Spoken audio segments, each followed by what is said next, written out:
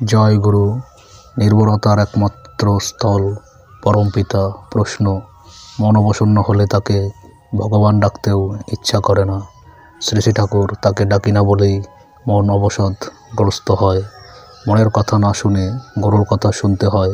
ভালো থাকি মন্দ থাকি নাম চালিয়ে যেতে হয়। ওর ভিতর দিয়ে আপসে আপ সব ঠিক হয়ে আসে। সংসারে সবই অস্থির।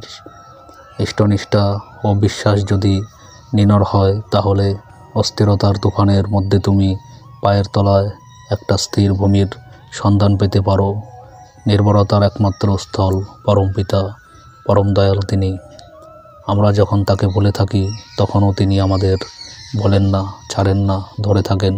কিন্তু তিনি যে সর্বদার তরে আমাদের ধরে আছেন, তার সেই দয়াটা আমরা বোধ করতে পারি না যদি আমরা তাকে আঁকড়ে ধরে না থাকি।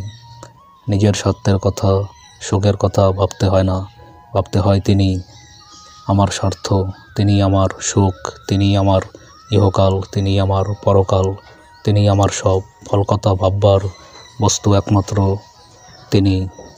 একেই বলে ভাবভক্তি। তখন তার তৃপ্তি সাধনই হয় জীবনের ব্রত। কায়মনোবাক্যে তাই করে চলা ছাড়া গত্যন্তর থাকে না। আলোচনা প্রসঙ্গে 14 খণ্ড। জয় গুরু।